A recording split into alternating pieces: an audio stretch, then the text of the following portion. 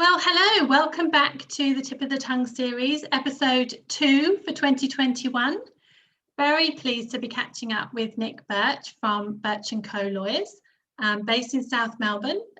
They have a huge variety of clients, from small business, large business, not-for-profits, charities, foundations. You work across the board, don't you, Nick? So thank you so much. I know you're busy, for joining us today. Thanks for having me back, Sian. The time's flown since the last time we spoke and a lot's happened in between. So I'm looking forward to having a chat today. Yeah, thank you. And one of the things I was really going to talk to you about was, a lot has changed. You're absolutely right.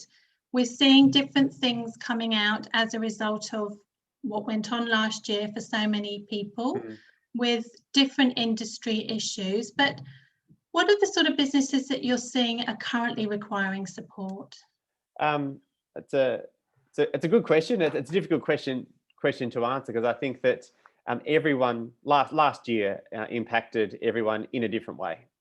That there are businesses that are struggling at the moment that need our support and guidance and a bit of a confidence boost to make some tough decisions about what they're going to do moving forward in relation to either closing down business units, letting some employees go, or renegotiating some of their contracts. But at the other end of the spectrum, a lot of our client community have come through last year with lots of new ideas, new innovations they want to put into place.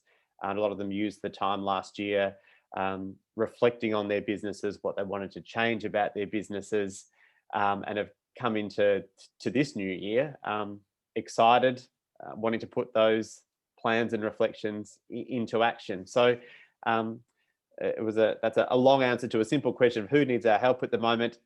Everyone in our community needs our help in a different way, which is what's keeping it really interesting for us and I guess exciting and challenging for our client community as we move into the next phase of this year.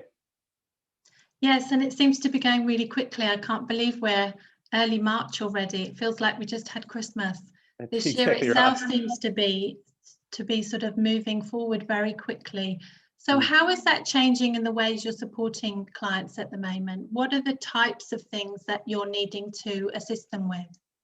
Yes, I guess to expand a bit more on what I just said, that for the members of our client community who are putting their reflected plans into action, these are things like putting different and new directors onto their boards to get that breadth of experience in an advisory capacity that a number of our clients had thought about doing it for a number of years and then came out of their time last year determined to actually put that into action. So changing board arrangements, maybe getting rid of a bit of deadwood that had been sitting on the board of a company, or bringing in some new people with fresh ideas and new insights. In a similar corporate governance vein, setting up employee share schemes that, again, it's an idea that a lot of our clients have had for a period of time to go around and do it, but they've now finally taking the steps to prepare the documentation to actually put that into action. Also, a lot of our clients who are in leased commercial premises, last year was a difficult year for landlords and for tenants around the regulations that guided the rental relief. Now that we're almost through those regulations, they expire the end of this month. What is our lease going to look like, both from a landlord and a tenant perspective? What's it going to look like for the balance of the term? Should we be looking to extend those leases now and work out some kind of way that makes it fair for both the landlord and the tenant, but ensures that the business that's paying the rent each month is going to survive and be able to continuing to pay that rent so the landlord can keep their bank happy? I think that'd be probably the three main types of recurring work that we're seeing at the moment. Thank you. Yes, it's interesting, isn't it? I think after last year with so many different changes in policy and compliance and all the variety of different offerings and grants that people saw, Do you see much more happening this year with those sort of levels of support and changing, particularly with the legal side of things and the compliance for businesses, Nick? I think it's a bit of watch this space. I think that the big interventions have come and gone. We'll see the end of as I mentioned, the end of the rental relief regulations and regime come to an end quite soon. In relation to the insolvency measures that were the relief that was put in place, that has come to an end, and there's some new regulations for SMEs around insolvency and that area of the law. But I don't see structurally under the law, there weren't terribly big structural changes that happened as a result of last year. That the law has been around for an incredibly long time and has evolved to be flexible, to be useful. And so during the pandemic last year, we actually saw and were able to use the body of centuries of law to actually navigate pathways through for our clients. That it wasn't the first time that supply chains had been disrupted. It might have been the first time that there was this particular virus affecting the supply chain, but the law has been there to help and to give confidence to our business community to find a way. That the Fair Work Act already had in it the stand down provisions that were required across a lot of industries when businesses were forced to close due to the health regulations. So from a legal perspective, I can't imagine that there would be too many more structural changes happening.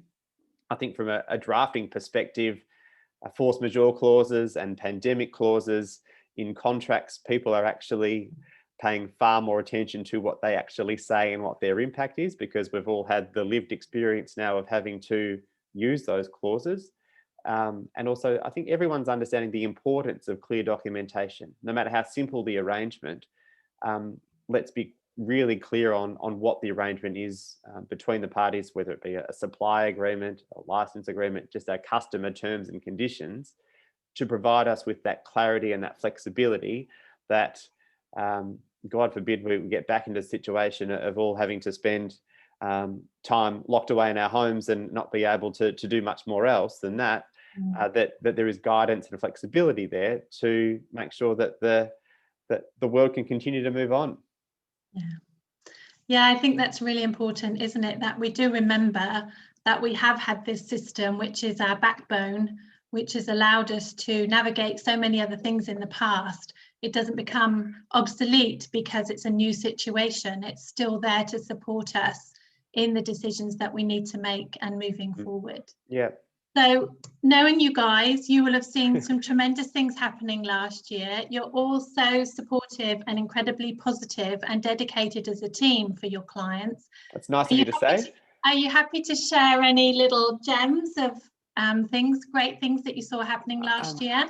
You're right. We did see some incredible, courageous decision-making last year that as a client community, the people around us really stood up. I think they were, in the most part, were inspired by the challenge that the pandemic presented to them. And there's some great stories of people using the time at home to scratch those little itches that they'd had for a little while, to start off a little side business. I've got a couple of actuaries from a large accounting firm decided that they were going to finally launch a tableware company, which I like.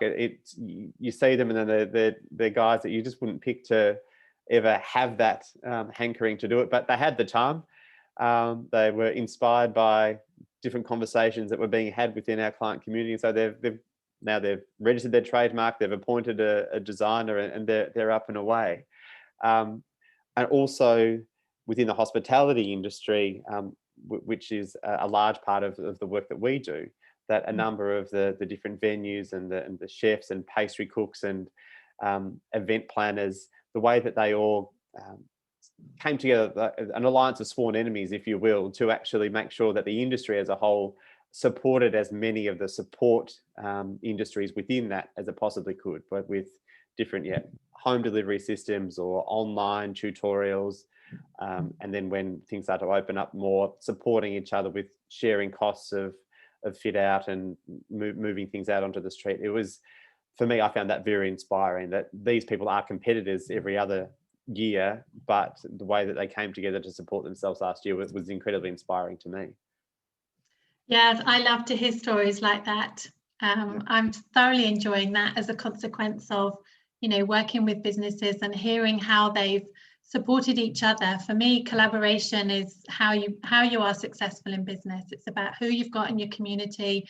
It's about who you've got in your back pocket in times of trouble, where you can just pick the phone up and say, I really need a conversation. Can we just have a chat about this? I know you're walking the same walk as me. Let's have a conversation. For me, that's been a fantastic thing to come out of last year. I've always wanted that to be part of how businesses do business. So for me, that's one of the best things that I saw from last year, that greater wanting to actually collaborate, and in the true sense of it. It's a two-way communication. It's a two-way opportunity.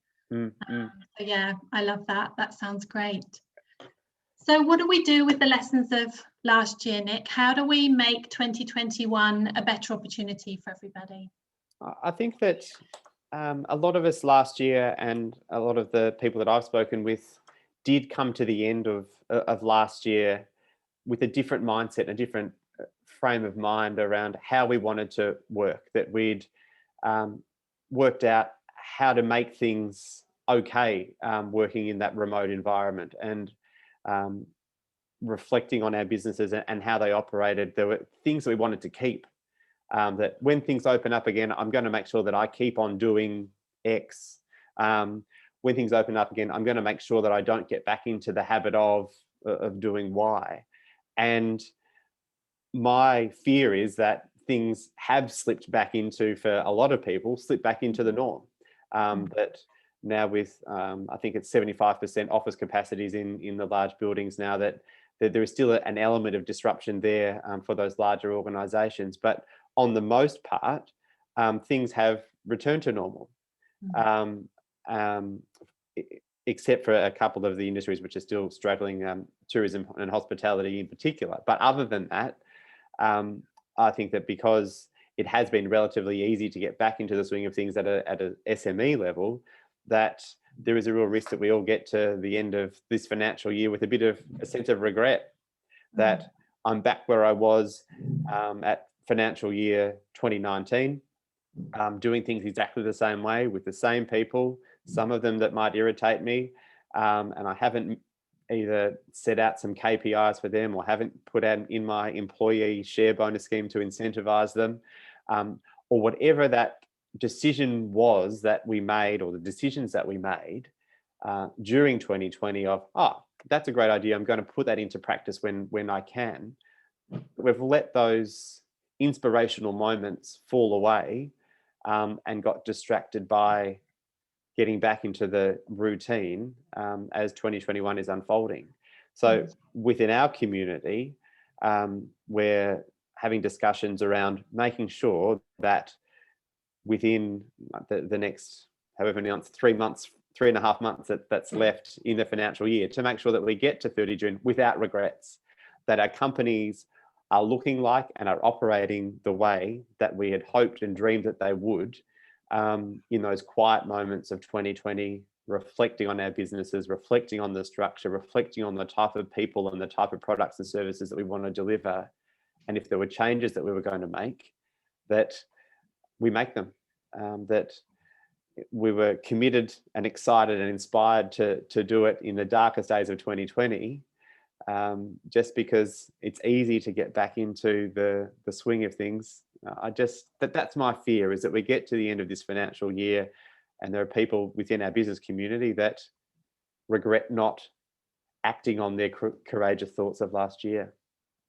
Yes, I love that. I think that's something for everybody to sort of take on board and actually reflect on, because I think it is huge. We did go through some really significant moments last year of realization of how to do things better and how to do it better and sustain it at that level. And I think that opportunity it's easy to just sort of reopen and go, okay, we're back, we're reasonably, we're doing okay, But actually, if we were to embed those new practices, we would go from okay to excellent very quickly. And that excellent would be across the workforce. So, Yeah. and as a result, you'd have a very different team, you'd have a very different client base, and everybody would be part of that picture. I think it's significant, isn't it, that we continue to understand that we need to put those changes front and center. Yeah, and very much agree. Continue to be brave, to draw on the courage that we had last year, and continue that vibe of being brave, challenging ourselves, and being fearless to do what we actually feel and know is right for our businesses, our employees, and our other stakeholders. Agreed. Yeah, agreed. Nich, it's a pleasure talking to you as always. I could talk to you for a lot longer, but I know you're very busy. Thank you very much for having me back, and looking forward to catching up again soon. Yeah, it'd be wonderful. How do people get in touch with you?